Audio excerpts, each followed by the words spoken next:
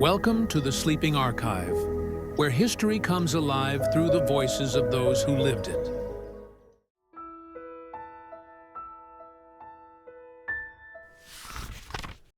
August 1572. My name is Mathieu Lenoir, and I am 10 years old. I live on the Rue des Barres in the shadow of the great church of Saint-Gervais, where the bells ring out across our quarter of Paris every morning and evening. Papa says I am old enough now to remember important things, to pay attention to the world beyond our narrow street with its overhanging houses that block out most of the sky. But the most important thing in my world that summer was not the talk of kings and princes that filled the taverns or the whispered conversations that stopped when I entered a room. The most important thing was my friend Nicolas. I wasn't supposed to have Nicolas as a friend. Maman made that clear from the very beginning, though she never explained why in words I could understand. "Those people," she would say, pursing her lips when she saw me talking to the boy with the serious dark eyes who lived 3 streets over. "They are not like us, Mathieu. You must be careful, but Nicolas was exactly like me. He was also 10 years old. He also loved to catch frogs in the muddy puddles after the rain.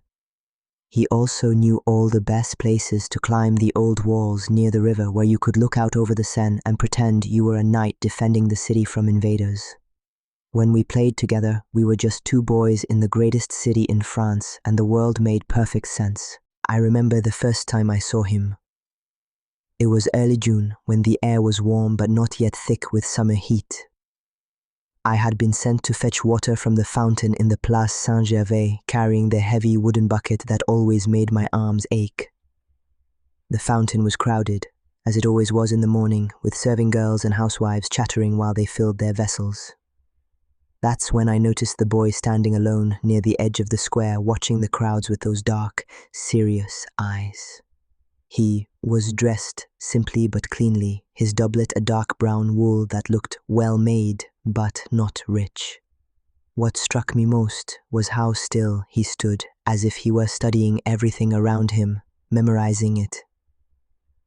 "Are you new to this quarter?" I asked, setting down my bucket and walking over to him. He looked at me carefully before answering. "My family has lived here for 3 years, but we keep to ourselves mostly." There was something in the way he said it, a cautiousness that I didn't understand. But I was 10 years old and lonely, and he seemed lonely too. "I'm Mathieu," I said. "Do you want to see something interesting?" And that's how our friendship began. I showed him the secret passage between 2 houses on the Rue de Brosse that led to a hidden courtyard where someone had once kept chickens. The wooden coops were empty now, but you could still find feathers if you looked carefully, and sometimes we would pretend we were merchants selling exotic birds to rich nobles. Nicolas was clever in ways that impressed me. He could read better than I could, though he said his father had taught him rather than sending him to the church school. He knew things about numbers and could figure out complicated problems in his head. Sometimes he would tell me stories from the Bible, but they were different from the ones I heard at Mass. The same people, the same events, but somehow they felt different when Nicolas told them. "Why do you know so many Bible stories?" I asked him one day as we sat on the wall overlooking the river, our legs dangling over the edge. He was quiet for a long moment. "My father says it's important to know God's word for yourself," he finally said, "not just to hear it from others." I didn't think much of this at the time. Papa often said things that sounded important but didn't mean much to me. I was more interested in whether Nicolas wanted to explore the old tower near the Pont aux Meuniers that afternoon. Our friendship developed through the long, lazy weeks of summer. We would meet in the early morning before the streets became too crowded and spend hours exploring the maze of medieval streets that made up our corner of Paris. Nicolas showed me places I had never seen, despite living here all my life. Little churches tucked away in courtyards, workshops where craftsmen made beautiful things, gardens hidden behind high walls where you could glimpse fruit trees heavy with summer bounty. He was fascinated by the city in a way that I found infectious. While I had always taken Paris for granted, Nicholas looked at everything as if he was seeing it for the first time. He would stop to study the carvings on church doors, trace the patterns in ironwork with his finger, listen carefully to the different languages spoken by merchants in the markets. "Do you ever think about how many people live here?" he asked me one day as we watched the crowds flow across the Pont Notre Dame. All these people with their own families and their own worries and their own secrets? I had never thought about it. To me, other people were simply part of the landscape of the city, like the buildings and the river. But Nicholas saw them as individuals, each with their own story. It was Nicholas who first told me that something important was happening in Paris that summer, though I didn't understand what he meant. "There are more people in the city than usual," he said one day in late July. "Have you noticed? The streets are more crowded, and there are men here who don't look like they belong to Paris." I looked around, trying to see what he saw. The streets did seem busier now that he mentioned it. And there were indeed more strangers, men with different accents who gathered in groups and spoke in low voices. "My mother says it's because of the wedding," I told him. "The king's sister is marrying the Prince of Navarre. There will be great celebrations." Nicolas nodded, but he looked troubled. "Yes, the wedding. Everyone is talking about the wedding. Won't it be wonderful?" I asked. "There will be processions and feasts and music. Papa says there might even be fireworks, but Nicholas didn't look like he thought it would be wonderful. He looked worried, though I couldn't understand why. A royal wedding was surely cause for celebration, not concern. It was around this time that I began to notice other things, small details that hadn't seemed important before. The way some of the adults in our neighborhood would stop talking when certain people walked by. The way my own mother would pull me closer to her when we passed certain houses. The way some of the shopkeepers would serve some customers quickly and politely while making others wait. I asked Nicholas about this one day as we sat in our favorite hidden courtyard, sharing a piece of bread I had brought from home. "Do you notice how some people seem different?" I asked, not sure how to put my observation into words. Not just that they look different, but that other people treat them differently. Nicholas stopped chewing and looked at me very seriously. "What do you mean?" "I don't know exactly. It's just, sometimes I see people, and it's like there's something about them that makes others uncomfortable. But I can't tell what it is." Nicholas was quiet for a long time. When he finally spoke, his voice was very soft. "Sometimes people are afraid of those who believe different things than they do." "What kind of different things?" "About God, about how to worship, about what's right and wrong." I considered this. "But we all worship the same God, don't we? We're all Christians." Nicholas looked at me with an expression I couldn't read. "Yes," he said quietly. "We're all Christians." But I could tell there was something he wasn't saying. As August approached, the city continued to fill with visitors. The talk of the royal wedding grew more excited, but also more tense. I overheard conversations between my parents that I didn't understand, full of names and places that meant nothing to me. Coligny, Navarre, the Huguenots. "What's a Huguenot?" I asked Papa one evening at supper. He looked sharply at Maman, who frowned. "Where did you hear that word?" "People are talking about Huguenots. Are they coming to the wedding too?" Papa set down his spoon and looked at me seriously. "Huguenots are people who have chosen to follow a different path in their faith. They reject the true church and the authority of the Holy Father in Rome. Are they dangerous?" "They can be," Maman said quickly. "They spread false ideas and turn people away from the true faith."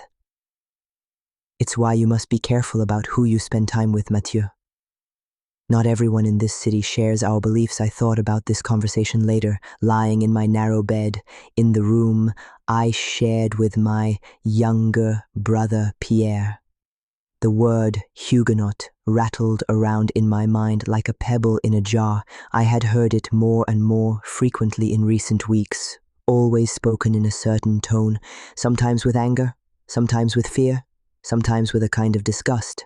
But I still didn't understand what it really meant or why it seemed to matter so much to the adults around me. The next morning, I met Nicolas as usual at the fountain in the Place Saint-Gervais. But something was different about him. He seemed nervous, distracted. He kept looking around as if he expected someone to be watching us. "Is everything all right?" I asked. He hesitated. "My father says I should be more careful about where I go and who I talk to." "Why?" "Because of all the strangers in the city. Because of the wedding. He says it's better to stay close to home until it's all over." I felt a sinking disappointment. "But we were going to explore the old chapel near the Bastille today." "I know. But maybe we should wait." We ended up sitting in the courtyard instead, not talking much. The silence felt different from our usual comfortable quiet. This silence was full of things that weren't being said. Finally, I worked up the courage to ask the question that had been bothering me since my conversation with my parents.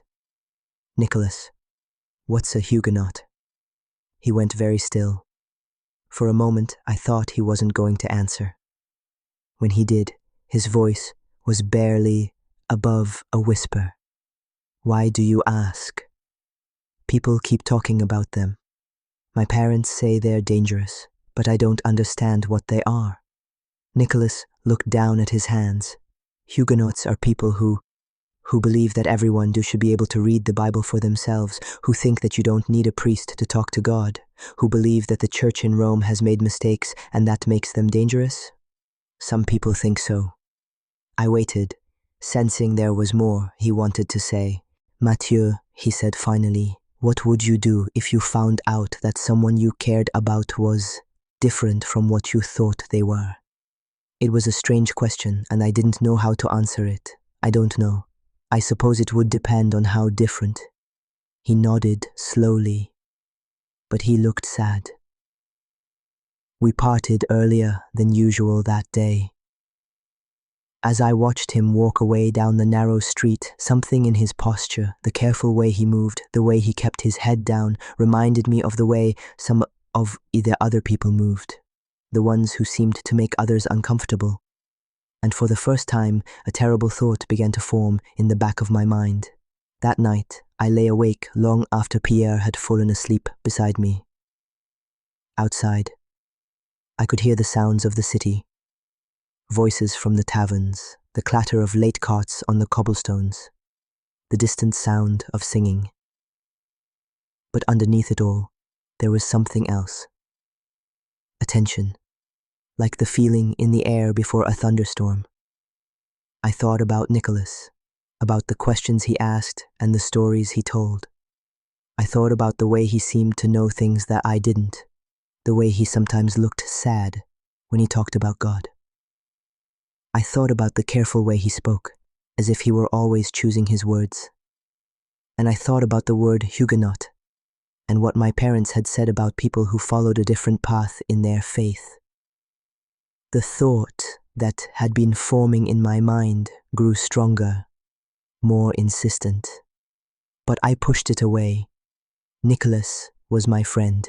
He was just Nicholas, who caught frogs with me and told me stories and showed me secret places in the city.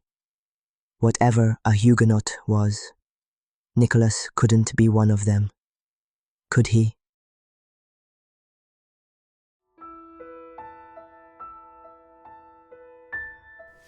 So alive with excitement. Every window was hung with banners. Every corner seemed to have a musician or a juggler. And the air was thick with the smell of roasting meat and fresh bread from the special preparations. Maman had dressed Pierre and me in our best clothes, clean linen shirts and doublets that scratched a little but made us look like proper young gentlemen.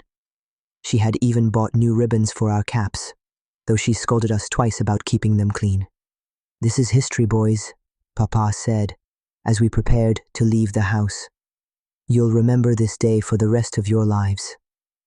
The marriage of Princess Marguerite to the Prince of Navarre. It's meant to bring peace between the Catholics and the Huguenots. There was that word again, but today, spoken in the context of peace and celebration, it didn't sound as ominous as it had in our earlier conversations. The streets were impossible to navigate. It seemed like everyone in Paris had come out to see the procession, and the narrow medieval streets were packed with people pressed together like sardines in a barrel. Papa lifted Pierre onto his shoulders, and I stayed close to Maman, holding tight to her hand so I wouldn't be swept away in the crowd. We found a spot near the church of Saint-Germain-l'Auxerrois where we could see the wedding party as they made their way to Notre Dame. The noise was incredible. Cheering, singing, the sound of bells ringing from every church in the city, and underneath it all, the steady rhythm of drums and trumpets. When the procession finally appeared, it was more magnificent than anything I had ever imagined. First came the guards in their bright uniforms, then nobles in silk and velvet, their horses prancing and snorting. There were ladies in gowns that seemed to float like clouds, and gentlemen with plumes in their hats that bobbed with each step. But it was when I saw the bride and groom that I understood why everyone was so excited. Princess Marguerite looked like something from a fairy tale, her dress so covered in gold thread that it seemed to glow in the sunlight. The Prince of Navarre rode beside her, young and handsome, waving to the crowds with genuine warmth. "Look at them," Maman said, tears in her eyes. "So young, so beautiful. And to think what this means. Peace, at last, between the faiths." As the procession passed, I caught glimpses of other faces in the crowd. Some people were cheering with genuine joy, but others looked more reserved, even skeptical. I saw men in dark clothes who watched the proceedings with serious expressions, and I noticed that they seemed to cluster together in certain areas, as if they belonged to a different group. After the procession had passed, we made our way through the celebrating crowds toward Notre Dame, hoping to catch another glimpse of the wedding party. The cathedral square was absolutely packed, with people climbing on walls and hanging out of windows to get a better view. It was there, in that sea of faces, that I saw Nicholas. He was standing with a group of people I didn't recognize, adults in sober, well-made clothing, men with serious faces, and women who held their children close. They were watching the celebration, but they weren't participating in it. They seemed separate from the joy around them, as if they were observers rather than celebrants. I tugged on Maman's hand. "I see my friend," I said, pointing toward Nicolas. She followed my gaze, and her expression changed immediately. The smile disappeared from her face, replaced by something harder. "We need to go," she said firmly. "But, Maman, I want to say hello to Nicolas." "No." Her voice was sharp enough that Pierre looked up from Papa's shoulders with surprise. "We're leaving now." I tried to protest, but Papa had heard the exchange and was already moving us away from the crowd. As we left, I looked back over my shoulder and caught Nicholas's eye. He raised his hand in a small wave, but his expression was sad, almost apologetic. The walk home was tense. Maman walked quickly, her lips pressed together in a thin line. Papa kept looking around as if he expected trouble. Even Pierre seemed to sense the change in mood and stayed quiet. It wasn't until we were back in our own house, with the door firmly closed behind us, that I dared to ask what had happened. Why couldn't I talk to Nicolas? Maman and Papa exchanged a look that I had seen before, the kind of look that meant they were having a conversation without words. "Mathieu," Papa said carefully, "where did you meet this boy, Nicolas?" "At the fountain. We've been friends all summer. He's very nice, and he's clever, and he knows lots of interesting things about the city. What kind of things? I thought about this.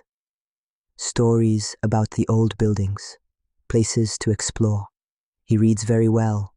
Where does he live? Near the Rue de la Mortellerie, I think. He's never taken me to his house. Another exchanged look between my parents. Mathieu, Maman said gently, the people we saw Nicolas with today, they were Huguenots. The word hit me like a physical blow. I felt my stomach drop and my face grow hot. That can't be right, I said quickly. Nicolas he's just Nicolas. He's not dangerous. He's not different. I'm sure he seems nice, Papa said, but appearances can be deceiving. These people, they have ideas that are dangerous to our faith and to our kingdom. They may seem harmless, but they spread poison. Nicolas doesn't spread poison. He tells me Bible stories and helps me with my letters and...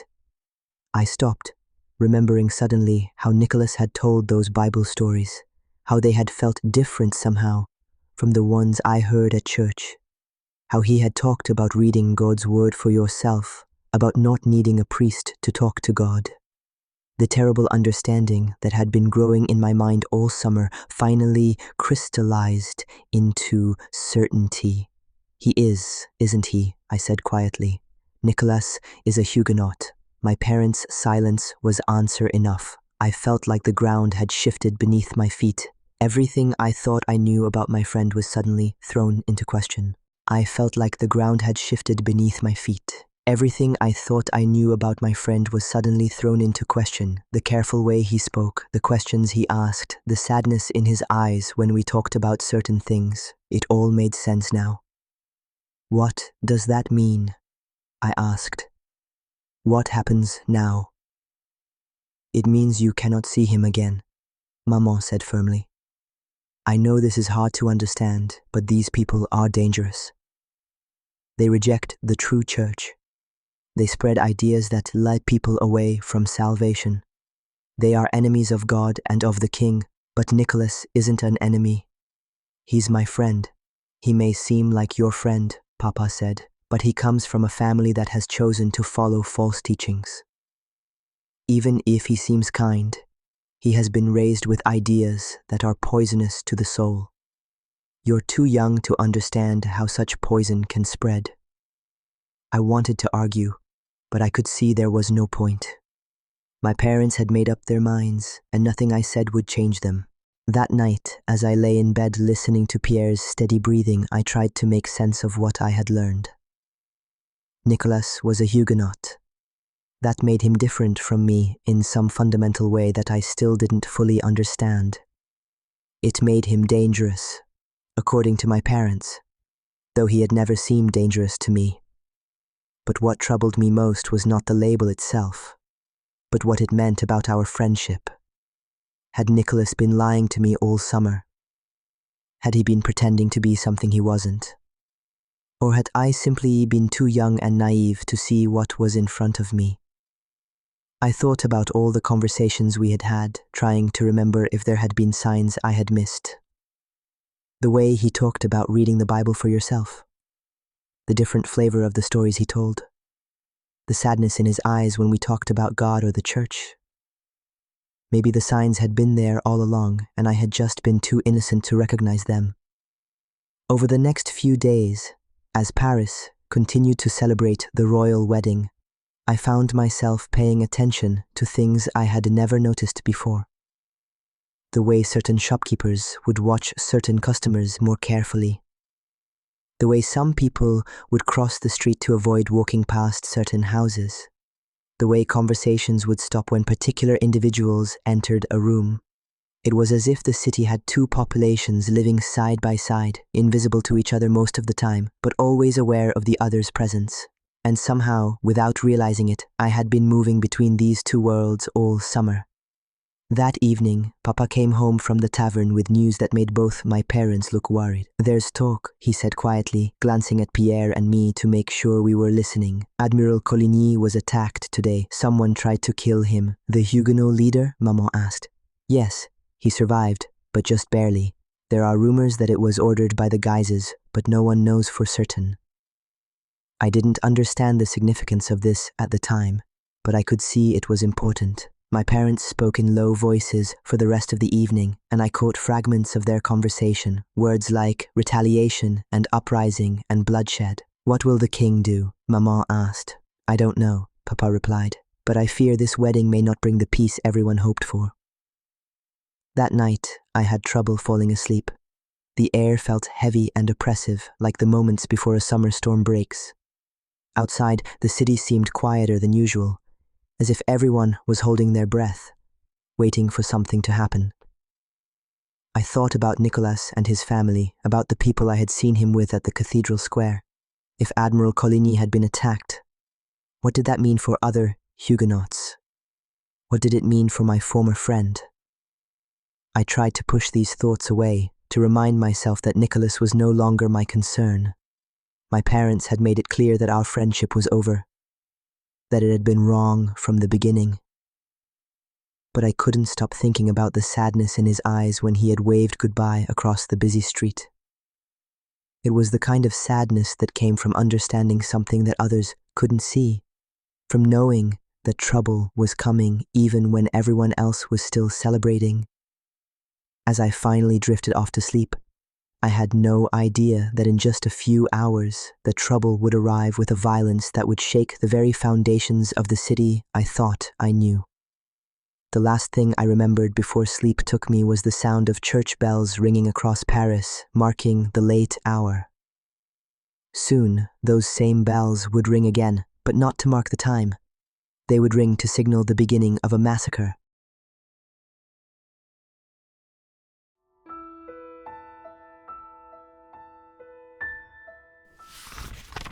August 24th, 1572, Saint Bartholomew's Day. The bells began ringing before dawn, but not the gentle toll that usually marked the early morning hours. These bells were urgent, insistent, clanging with a rhythm that seemed to pulse through the walls of our house and into my bones.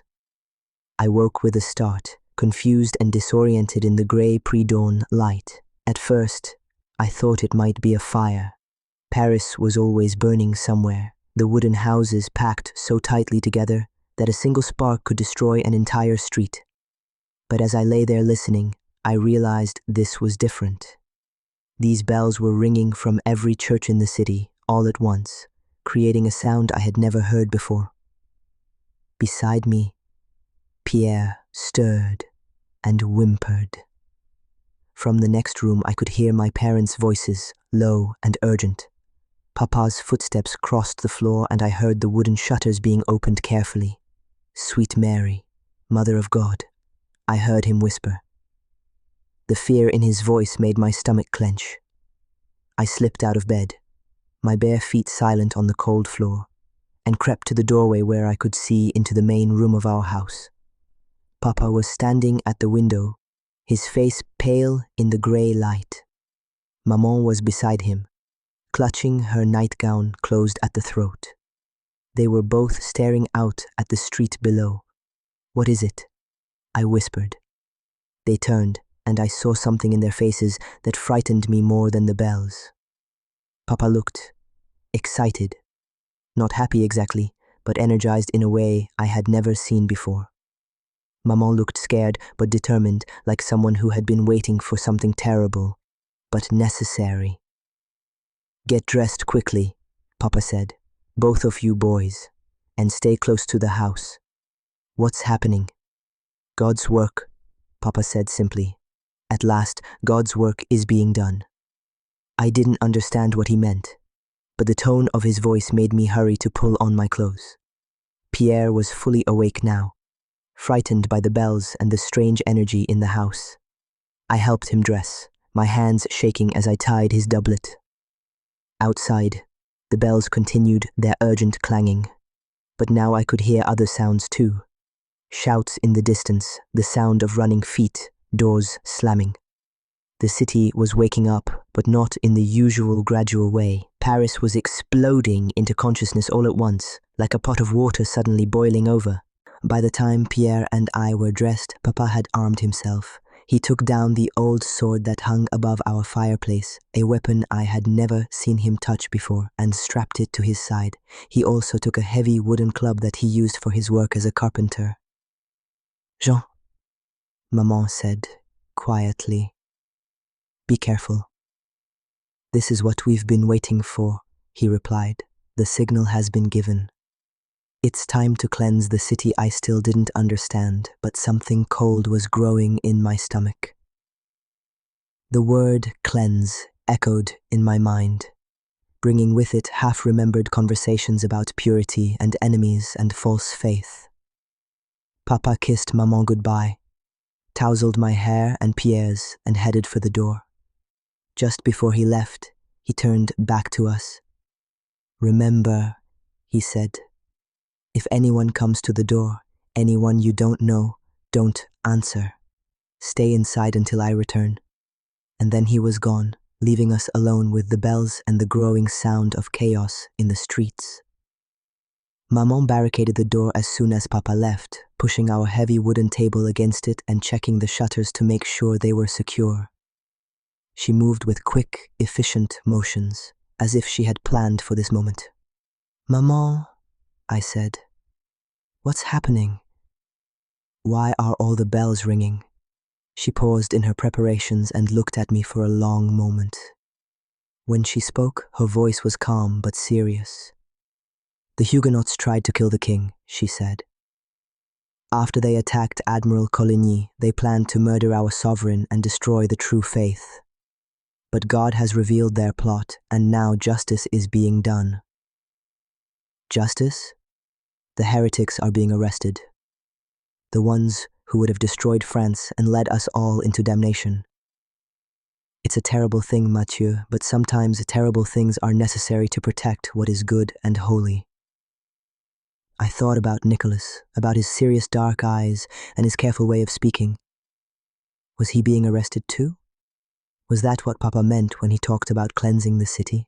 As the morning light grew stronger, the sounds from the street became more distinct. I could hear voices shouting, some in anger, some in fear. There was the sound of splintering wood, as if doors were being broken down, and underneath it all a sound that made my skin crawl.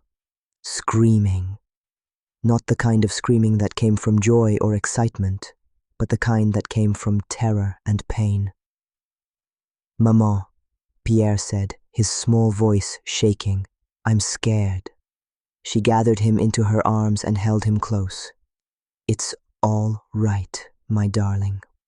We're safe here. Your papa will protect us and God will protect us. This will all be over soon." But I could see the tension in her shoulders, the way her eyes kept darting to the barricaded door. She was scared too, even if she was trying to hide it. I climbed onto a chair and peered through a crack in the shutters, trying to see what was happening in the street below. What I saw made no sense to me at first. Our narrow street was filled with people I recognized from the neighborhood.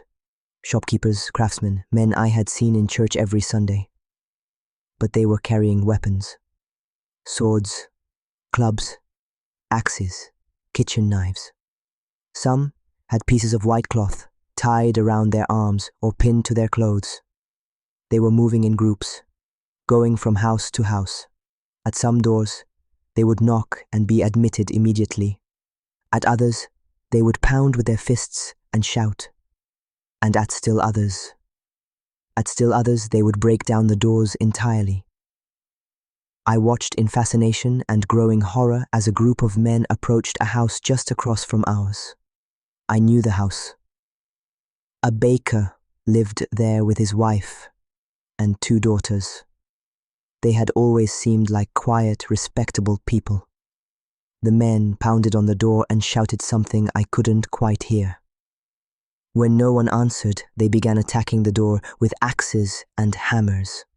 Within minutes, they had broken through, and what happened next was too fast and too confusing for me to fully understand. There was shouting from inside the house, and then screaming. A woman's voice, high and desperate. Then a man's voice, pleading. Then silence. When the men emerged from the house, their clothes were stained with dark, patches that looked black in the early morning light. They were carrying bundles, belongings from the house, I realized. One of them was wearing a coat that was too fine for a common workman. They moved on to the next house, and the next. "Maman," I whispered, climbing down from the chair. "What are they doing?" She looked at me sharply. "Were you watching? I told you to stay away from the windows, but what are they doing to those people?" She was quiet for a long moment. When she spoke, her voice was very careful. "They are removing the enemies of God from our neighborhood. The people who would have destroyed us if they had been allowed to continue. Are they killing them?" The question hung in the air between us. Maman looked at Pierre, who was still clinging to her skirts, and then back at me. "Sometimes," she said quietly, "when people choose to follow the path of heresy, when they refuse to repent and return to the true faith, there is no other choice. God demands justice, Mathieu, and sometimes justice is harsh." I felt something cold and hard settle in my stomach. The screaming from the baker's house echoed in my mind. I had played with the baker's daughters sometimes when I was younger. They had seemed like ordinary children, not enemies of God. But my mother had said they were heretics, that they were dangerous, that this was God's work. I tried to make sense of it all, but I was only 12 years old, and the world had become too complicated and frightening for me to understand. The day passed in a haze of noise and fear. The bells never stopped ringing, and the sounds of violence grew closer and more frequent. From our hiding place in the house, we could hear doors being broken, voices raised in anger and terror, the clash of weapons. Sometimes there would be periods of quiet, and we would hope it was over. But then the sounds would start again, closer than before. Maman tried to keep us occupied, having us recite our prayers and our letters. But it was impossible to concentrate with the chaos outside. Pierre cried often, and even I felt tears burning behind my eyes, though I tried to be brave. It was in the early afternoon that we heard the sounds coming from very close to our own house. Maman quickly gathered us into the corner farthest from the door and held us close, her finger to her lips. Heavy footsteps in the street, voices calling back and forth, the sound of a door being tested, not ours, but very close. Then a voice I recognized. "This one's Catholic. See the holy medal above the door, and Jean Lenoir has been with us from the beginning." Relief flooded through me. Someone knew Papa, knew we were on the right side of whatever was happening. But then another voice, rougher. "How can we be sure? These people are clever, they disguise themselves. I know Jean personally. He's a good Catholic, and his family is faithful. We don't need to waste time here." Still, it wouldn't hurt to check. My heart stopped. Maman's grip on us tightened. Heavy footsteps approached our door. A fist pounded against the wood, making the whole house shake. "Open up, in the name of the King." Maman didn't move. We sat frozen in our corner, barely breathing. The pounding came again, harder this time. "We know someone's in there." Then Papa's voice, blessed and familiar. "It's all right, Marie. It's me." Maman rushed to move the table away from the door. Papa entered, and I had never been so happy to see anyone in my life. But when I looked at him more closely, my relief turned to something else. His clothes were torn and stained. His hands were dirty, and there were dark stains under his fingernails. His face was flushed with exertion, and his eyes had a wild light in them that I had never seen before. "Jean," Maman whispered, "are you hurt?" No, I'm fine. Better than fine." He pulled her into his arms, and I caught a smell from his clothes that made my stomach turn. Something metallic and sick. "It's been a good day's work, Marie." "God's work. How many?" she asked quietly. "In our quarter? Perhaps 24 families. The city, who knows? Hundreds, maybe thousands." The Seine is running red with the blood of heretics. He said it with satisfaction, as if he were reporting on a successful harvest. That night, as the sounds of violence finally began to fade, Papa told us stories of what had happened. How the signal had been given at dawn to begin the righteous work of cleansing Paris. How Catholics throughout the city had risen up to destroy the Huguenot poison that had been festering in their midst.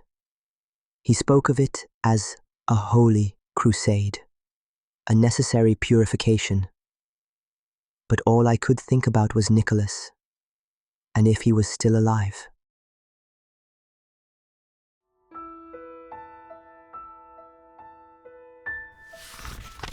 August 25th, 1572. The next morning brought an eerie quiet to Paris. The bells had finally stopped ringing, and the streets were strangely empty.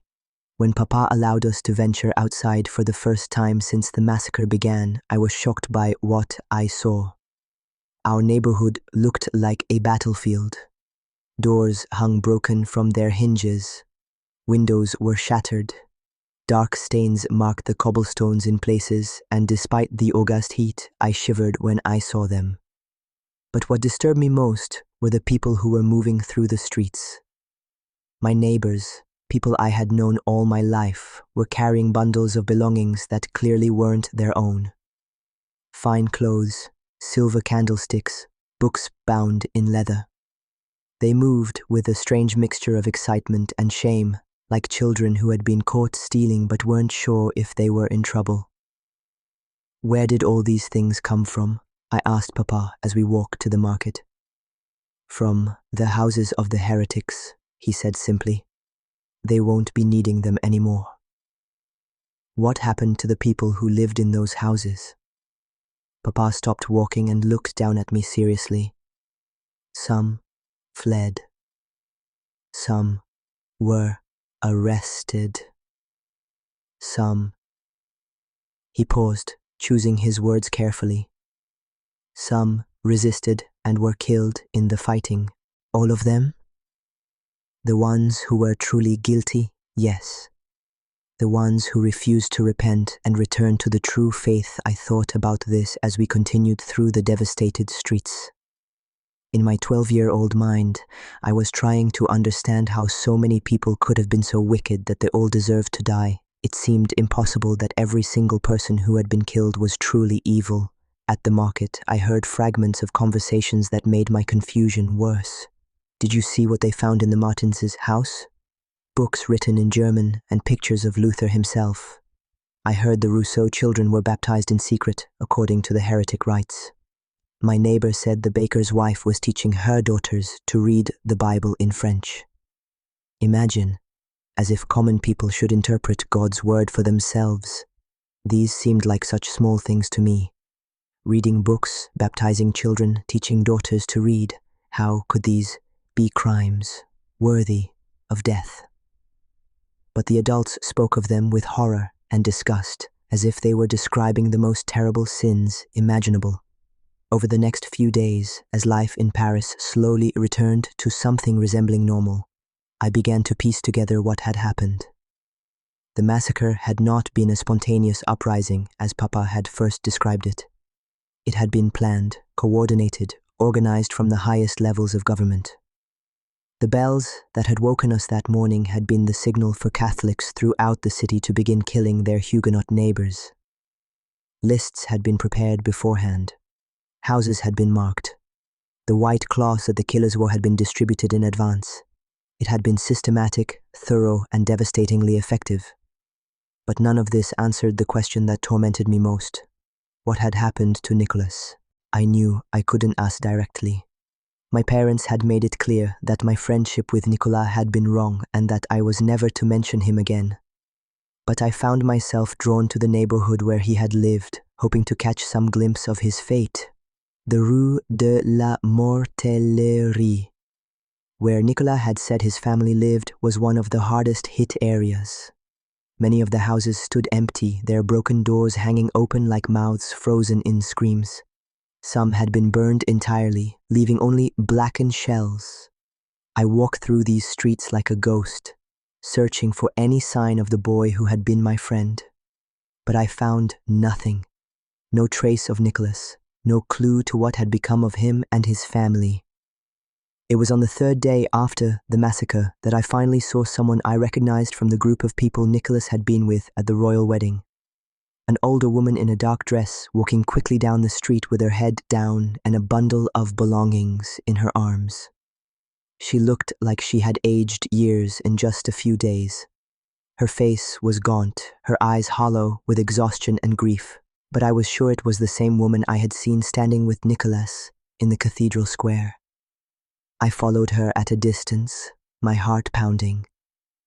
She led me through a maze of narrow streets to a section of the city I had never seen before, where the houses were smaller and closer together.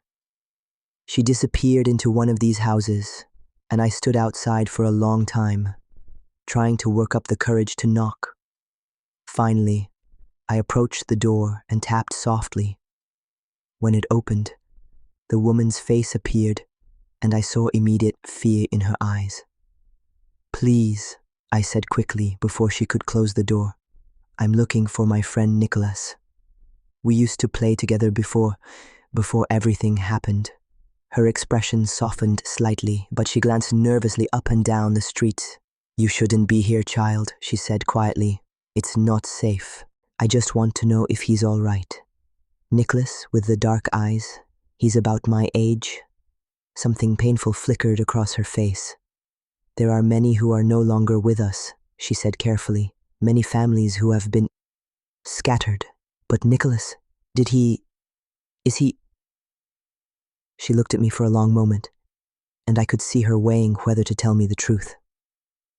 "Some escaped," she said finally. "Some fled the city when the killing began. I cannot say more than that, child, and you must not come here again. It's too dangerous for both of us." She closed the door gently but firmly, leaving me standing alone in the narrow street. I walked home slowly, my mind churning with questions and fears. The woman's words offered a small hope. Some had escaped, she had said. Maybe Nicholas was among them. Maybe he and his family had fled Paris and were safe somewhere else. But I couldn't shake the memory of her expression when I had asked about him. The pain in her eyes suggested she knew more than she was willing to say. That night, I lay awake thinking about everything that had happened. The massacre, the empty houses, the woman's haunted face. But, most of all, I thought about Nicholas and the friendship we had shared during those golden weeks of summer. Had he known what was coming? Was that why he had seemed so sad and careful in those last days before the wedding? Had he been trying to prepare himself for the possibility that our friendship would be discovered and destroyed? I remembered the question he had asked me. What would you do if you found out that someone you cared about was different from what you thought they were? At the time, I hadn't understood what he meant. Now I realized he had been asking about himself, about what I would do when I learned he was a Huguenot. He had been preparing for rejection, for the end of our friendship. But he had also been giving me a chance to prove that I could see past the labels, past the fear and hatred that divided our city. He had been hoping that our friendship was strong enough to survive the discovery of his faith, and I had failed him. When the moment came, when I learned what he was, I had allowed my parents' fear and prejudice to overcome my own knowledge of his character. I had abandoned him just when he needed a friend most. The guilt of this realization was almost unbearable. I had known Nicolas, not as a Huguenot, not as a heretic, but as a person. I had seen his kindness, his intelligence, his curiosity about the world.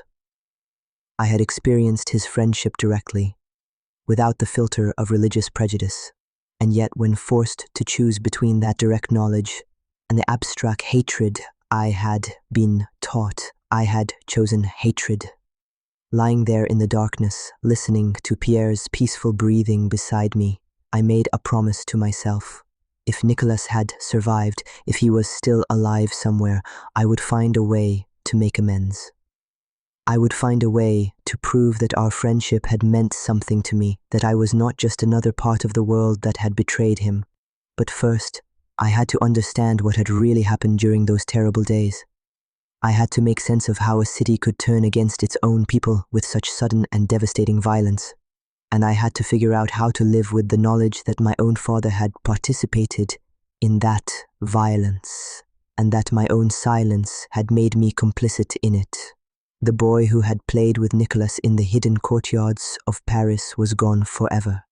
In his place was someone older, sadder, and infinitely more aware of the darkness that could lurk beneath the surface of ordinary life. I was still only 12 years old, but I felt as if I had aged years in the space of a few days. The world was not the safe, comprehensible place I had believed it to be. It was full of hidden dangers and unspeakable cruelties, and even the people I trusted most were capable of things I could never have imagined. But perhaps that knowledge, painful as it was the beginning of wisdom. Perhaps understanding the darkness was the first step toward finding the light.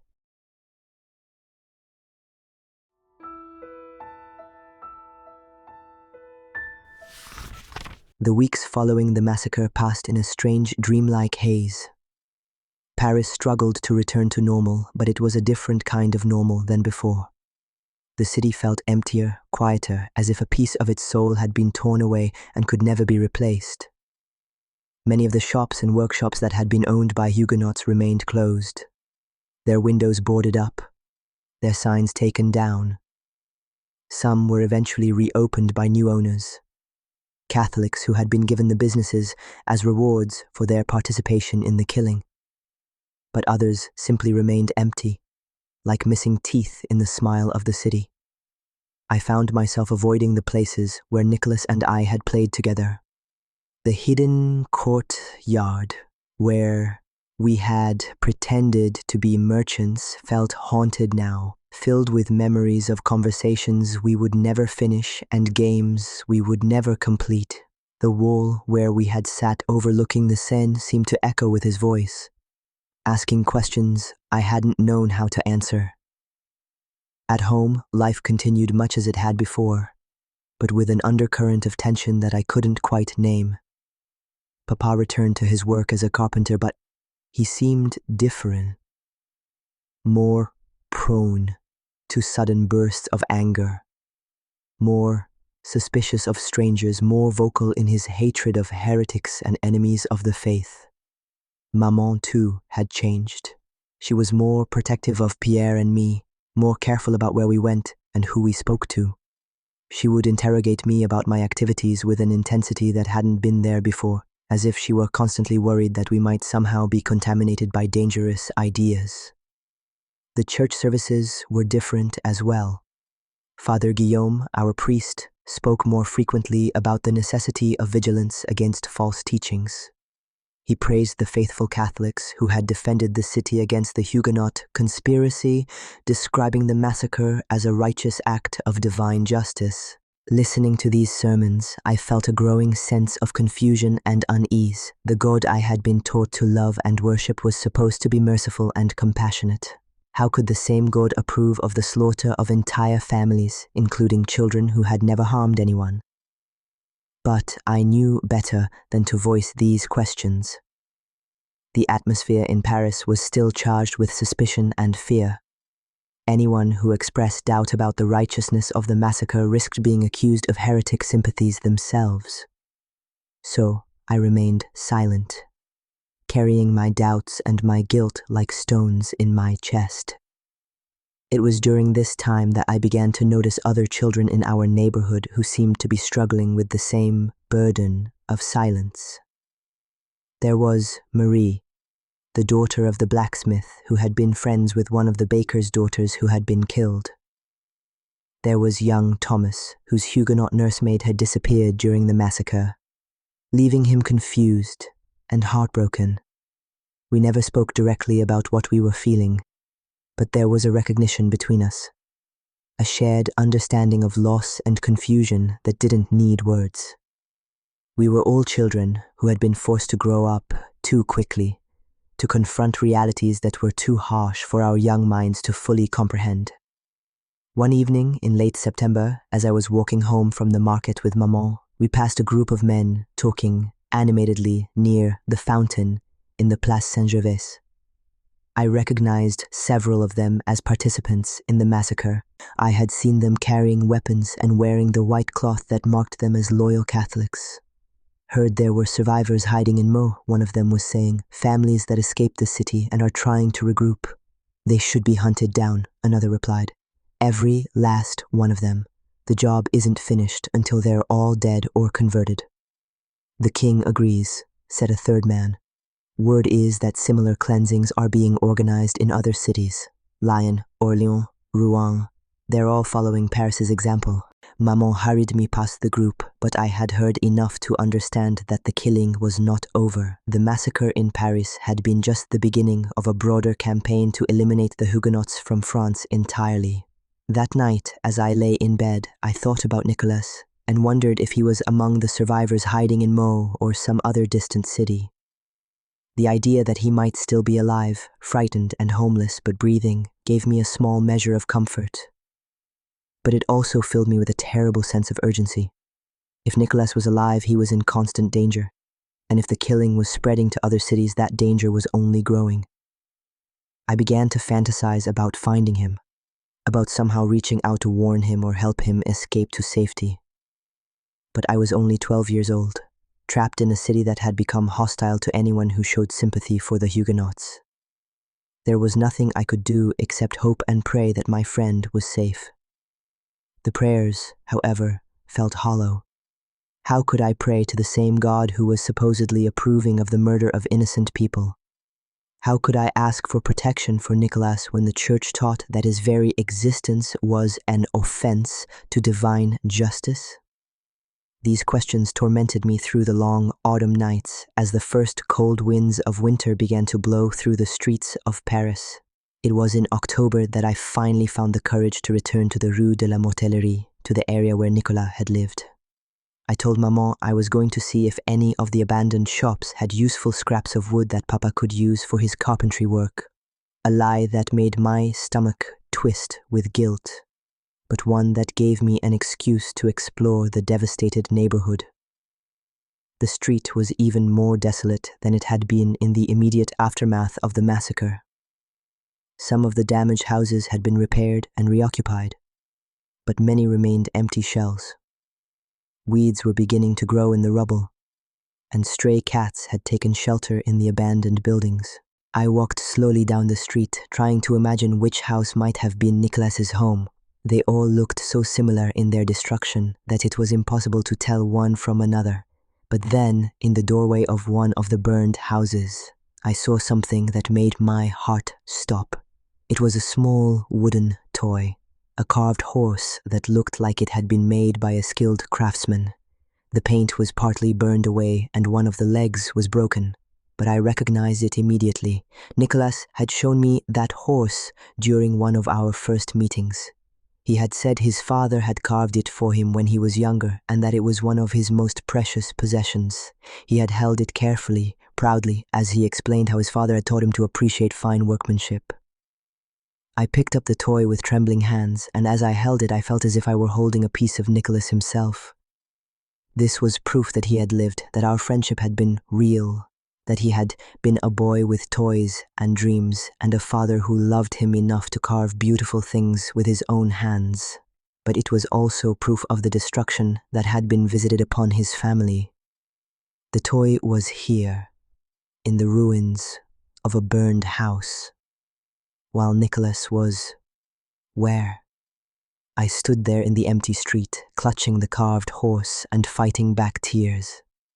For the first time since the massacre, the full reality of what had happened hit me with overwhelming force. These hadn't been faceless enemies or abstract threats to the faith. They had been real people, families with children who played with toys, parents who worked hard to provide for their loved ones. Ordinary human beings trying to live their lives according to their own understanding of truth and righteousness. And they had been slaughtered like animals, their homes burned, their possessions scattered, their very existence erased from the city they had called home. I put the toy horse in my pocket and walked home slowly, my mind reeling with the weight of this new understanding. The comfortable certainties of my childhood were gone forever, replaced by questions that had no easy answers and guilt that would never fully heal. That night, I hid the carved horse in a secret place beneath the floorboards of my room. I couldn't explain to my parents why I had it, couldn't tell them where I had found it or what it meant to me. But I needed to keep it, to preserve this small piece of my friend's existence, to maintain some connection to the boy who had shown me hidden corners of Paris and asked me questions that I was only now beginning to understand. As I lay in bed that night, I made another promise to myself, one that I knew I would carry for the rest of my life. I would remember. I would remember Nicholas and his family and all the others who had been killed in those terrible days. I would remember not as the adults wanted me to remember, as a righteous victory over enemies of the faith, but as it really was, the murder of innocent people whose only crime was believing different things about God. And someday, when I was older and stronger and braver, I would find a way to honor that memory. I would find a way to ensure that the truth of what happened was not lost in the official stories of divine justice and necessary cleansing. But, for now, I was still just a 12-year-old boy in a world that had become too dangerous for truth-telling. For now, I could only hold my secrets close and wait for the day when silence would no longer be my only option. The carved horse beneath my floorboards was a small act of rebellion, a tiny refusal to let the massacre erase everything that had come before. It was my promise to Nicholas that his existence had mattered, that our friendship had been real, and that someone would remember him not as a heretic or an enemy, but as a boy who loved to catch frogs and explore hidden courtyards and ask difficult questions about the nature of faith and truth.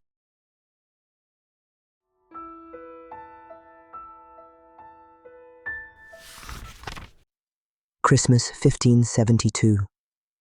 Winter came early to Paris that year, and with it a cold that seemed to seep into the very stones of the city.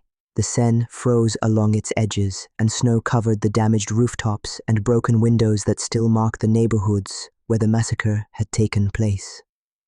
Christmas should have been a time of joy and celebration, but I found it difficult to feel festive. Every carol we sang in church, every prayer we recited, every sermon about the birth of the Christ child seemed to echo with questions I couldn't voice. How could we celebrate the coming of the Prince of Peace in a city that had so recently been drenched in blood? How could we speak of God's love for all humanity when we had participated in the systematic murder of our neighbors? But the adults around me seemed to have no such struggles.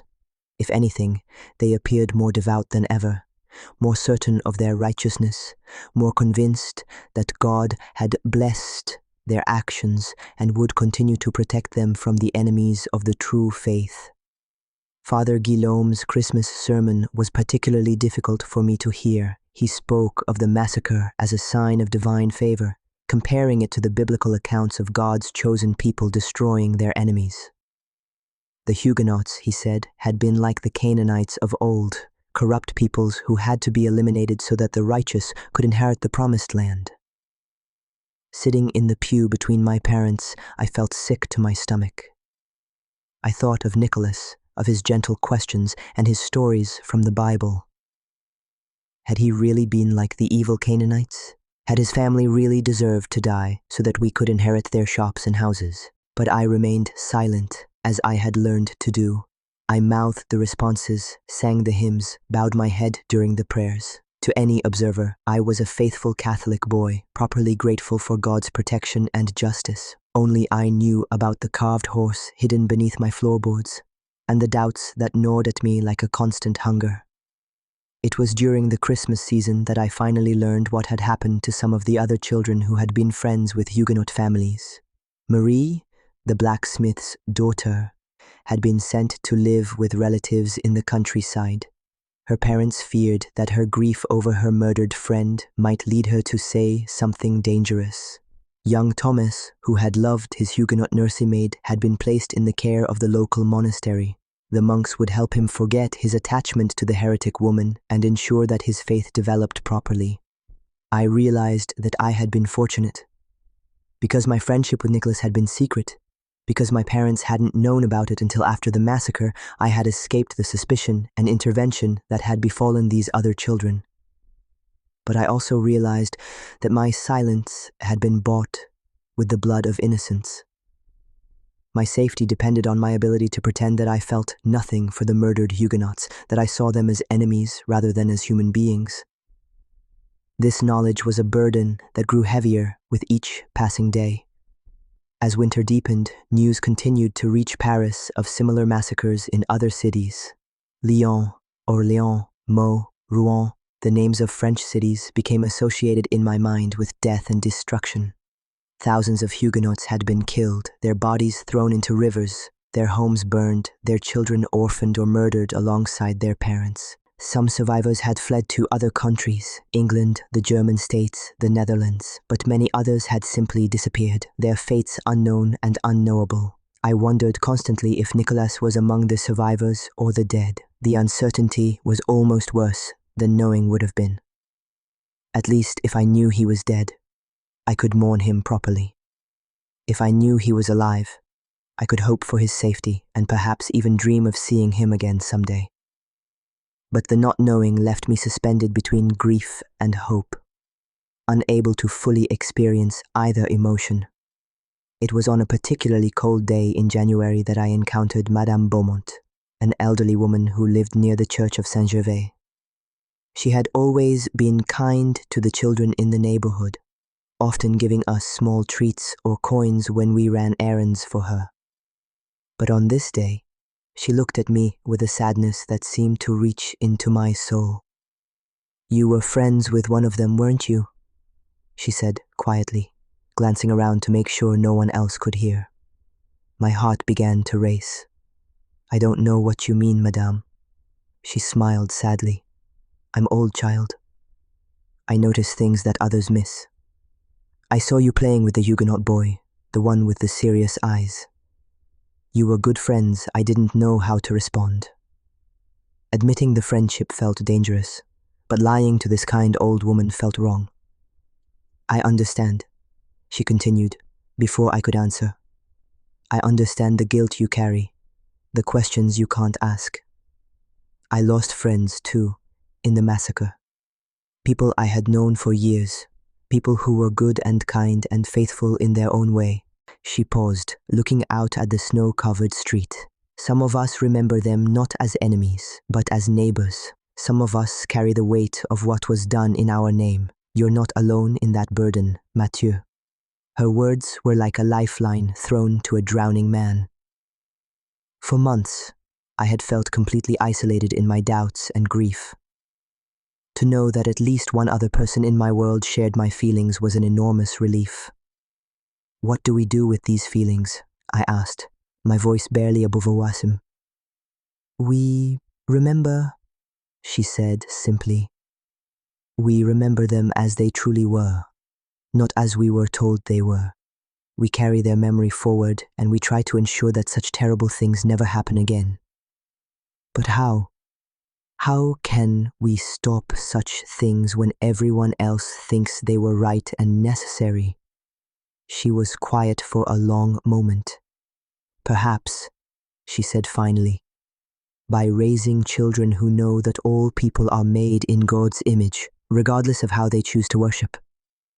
Perhaps by teaching them that faith should lead to love, not hatred. Perhaps by ensuring that the next generation asks better questions than ours did." As I walked home that day, I thought about Madame Beaumont's words. The idea that I could someday help prevent such atrocities from happening again gave me a sense of purpose that I hadn't felt since the massacre. I was still only 12 years old, still powerless to change the world around me. But I was also beginning to understand that the child I was now would someday become the man I would be, and that man would have the opportunity to choose differently, to act differently, to create a different kind of world. That night, I took the carved horse from its hiding place and held it in my hands. In the flickering candlelight, it seemed to come alive, as if the spirit of my lost friend were somehow present in the wood his father had shaped with such care. "I will remember you," I whispered to the toy and to the memory of Nicholas it represented. "I will remember all of you. And I will try to be the kind of man who would have been worthy of your friendship." Outside my window, the bells of Paris chimed the late hour.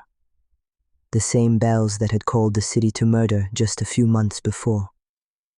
But now, they seem to be calling for something else. For remembrance. For justice. For the kind of faith that brings people together rather than tearing them apart. I was no longer the innocent boy who had played in hidden courtyards and asked simple questions about the world. The massacre had changed me forever, had shown me depths of human cruelty that I could never forget. But perhaps that knowledge, painful as it was, would make me a better man than I would have been otherwise. Perhaps the weight of what I had witnessed would give me the strength to stand against such horrors if I ever encountered them again. As I drifted off to sleep, I made one final promise. Not just to Nicholas, but to all the victims of those terrible days in August. I would live my life in such a way that their deaths would not be meaningless. I would work to create a world where children could be friends regardless of their faith, where differences of belief were met with curiosity rather than violence, where the love of God was expressed through compassion rather than hatred. It was a large promise for a small boy to make. But it was all I had to offer to the memory of my friend, and to the hope that such darkness might never again fall over the city of Paris. The carved horse sat silent in my hands, but I imagined I could feel its approval. Nicholas was gone, but his questions lived on in me. And perhaps, in time, I would find the wisdom to answer them in the way he would have wanted, with love, with understanding, and with an unshakable commitment to seeing the humanity in every person, regardless of how they chose to worship the God we all shared. The boy from Rue des Barres had grown up in the space of a few terrible days. But in that growing up, he had also found his purpose, to ensure that the children of tomorrow would never have to lose their friends to the madness of religious hatred. It was a small light in a dark world, but it was enough to guide me forward into whatever future awaited. You've been listening to The Sleeping Archive. Sleep well. History will wait.